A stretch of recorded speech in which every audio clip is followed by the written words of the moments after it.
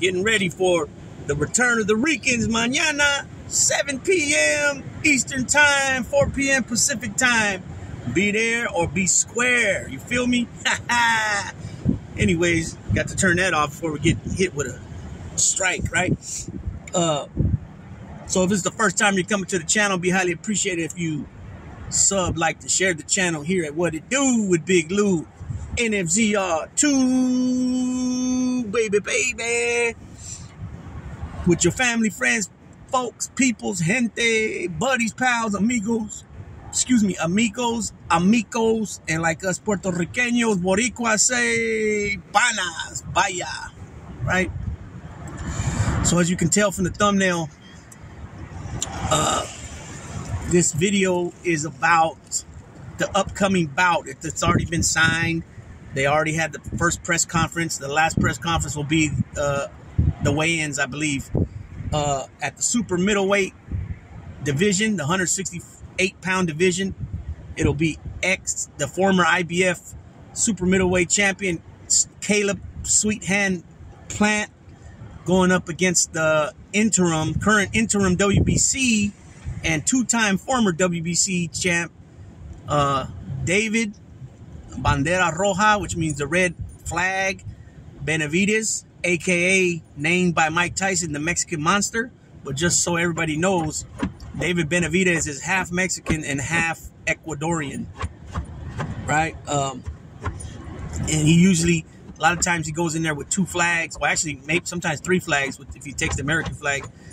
So he takes the Mexican flag, the Ecuadorian flag, and the American flag. So sometimes he goes in with two flags, sometimes three flags. Hey, what are you doing back there? Daisy, what you doing?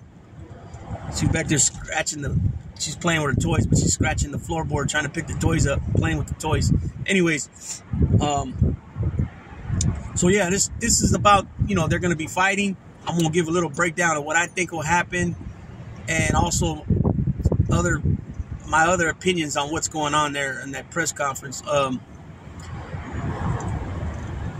This is something I've said before, right? And I like David Benavidez. I think he's gonna clean the division out at 168, and he's gonna go up to light heavyweight. I don't know if he'll end up fighting Arthur Bivol, because Bivol's a little older, but I can definitely see him fighting Dimitri Bivol. He's a little older too, but they got to slow starts after coming out of Russia or whatever, or once they were discovered, or I don't know what took him so long, because even Lomachenko too, he started boxing real late. I know he has like 400 amateur fights, and he was all into the dance and all that stuff, professional ballroom dancer and all that stuff. But what Bivol has, I think Bivol has 22 fights, pro fights, and Benavidez has like 20, and something like that. They don't have many fights. Look at Usyk. Usyk's another example. He's only got like 21 fights now, and he's already cleaned out the cruiserweight division. He was undisputed, 4 belts, and the lineal champ and the ring champ, and then now he's got 3 belts in actually 4 if you count that green belt. He's got the WBA, the WBO, the IBF, and he's got I think it's called the IBC, right? It's that green belt. There's been Canelo's had that belt before in his division. Bernard Hopkins has held it. But I've never seen somebody like flash it like that, like the way Anthony Joshua used to, and then the way Anthony Ruiz did when he got it, and then the way Joshua did when he got it back, and now Usyk. Usually that's not considered a major world title, so a lot of times you don't see guys with that belt.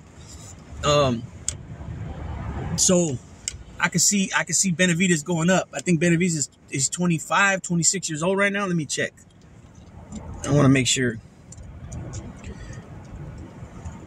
How old is pro boxer David Benavidez? 26 years old he is, right? He's born in 1996. He's got 26 total fights and 23 by knockout, right? Caleb Plant, on the other hand, is 30 years old. I think Caleb Plant only has 1 loss. He lost to Canelo. And he's 6'1" with a 74-inch reach. And he's born in Ashland City, Tennessee. Right, he got a golden in the Golden Gloves. He's got a gold medal in 2011, and he's got 23 pro fights, 22 wins, 1 loss, 13 by knockout, one loss by knockout. That was to Canelo, 9 by decisions. We know in his last fight he knocked out Anthony Durrell, something vicious, so he threw that in. David's face, and I think David whipped Anthony Durrell too. If he didn't whip Anthony Durrell, he beat his brother, but I'm pretty sure it was Anthony because his brother's been away for a while.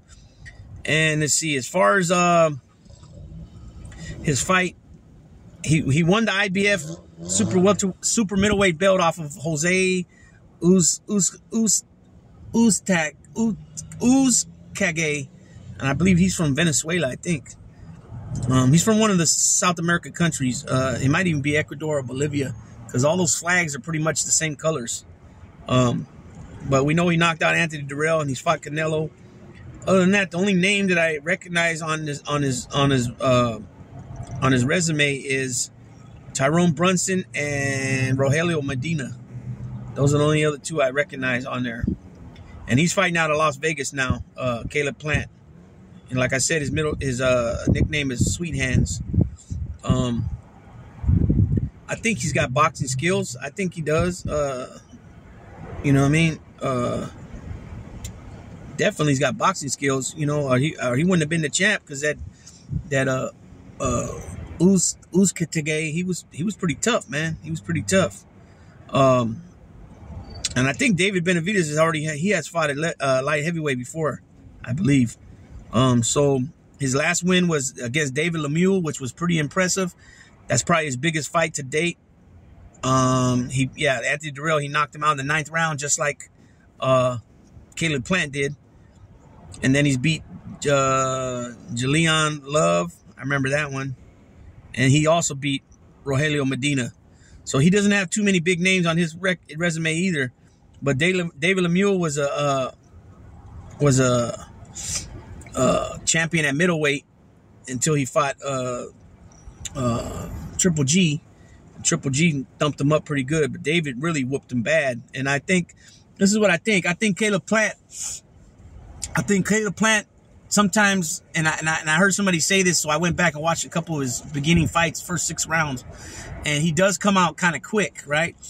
But then he fades out as the later rounds, you know. And then Canelo, once Canelo turned it on, you know, he had no answer for Canelo. Canelo's a skilled fighter.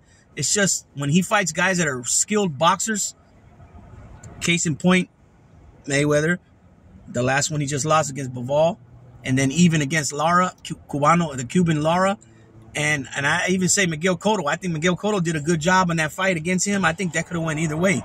Miguel Cotto was obviously a smaller man. It showed in the ring. He was the middleweight champion at WBC after destroying Sergio Martinez. And Miguel Cotto went in there only weighing 155 pounds, and he was the middleweight champion. And it showed. He was a smaller guy, but he was able to get his punches off. Now Miguel Cotto is not. He's a fair boxer. You know, he's got a great left hook, a good body shot. He hits, you know, good body shot. But he's not the type of boxer like a Mayweather and like a Bivol. He's more, in my opinion, he'll get down and brawl, right, like he did with Mayweather. But I think he did his thing against Canelo. I think that could have went either way. I will say this: I think Benavidez is just too strong. I believe Benavidez will beat Canelo as well. I believe he'll beat Charlo. I believe he'll beat Triple G. I believe he'll beat anybody they put in front of him. He's the young, hungry guy right now. The only thing about it that I don't agree with people that I never hear nobody say nothing about this is that Benavidez, okay, right now he's the current WBC interim champ because Canelo went up in weight and he wasn't active at that division. I guess that's the reason why, right? We all know that Canelo's the undisputed champ at 168. He has all the belts. Okay. David Benavidez, prior to that, was the super middleweight WBC champ twice, right? Once he got the belt stripped for testing positive for cocaine. That's why Caleb Plant was talking shit. And then the second time, he didn't make weight. So that automatically excluded him right then and there. The only one that was eligible to get that belt was whoever he fought in that fight, if they won, which they didn't. So the belt was vacant. That's how Canelo came in and won a vacant belt. But nobody said, you know, everybody's like, oh, he's ducking Canelo, or Canelo's ducking him, blah, blah, blah.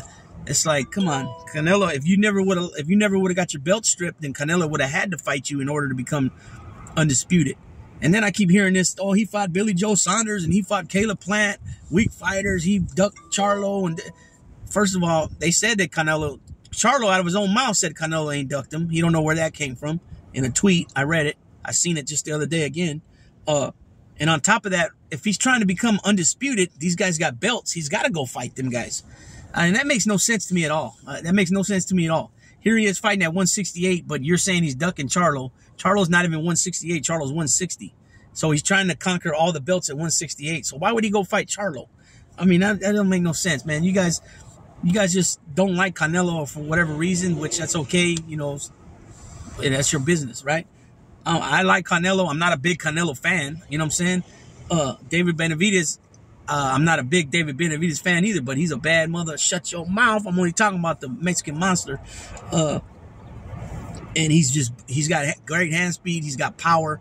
You know what I mean? I believe he's going to this is what I believe. I believe Caleb Plant's going to try to stick and move. He's going to try to stay away from him, you know, getting caught against the ropes or in any corners, you know, because David starts coming with, you know, with combinations.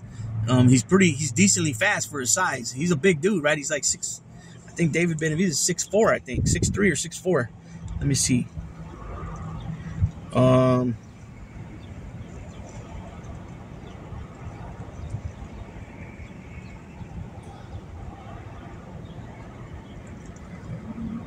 Yeah, I think David Benavidez is 6'4". I'll tell you right now.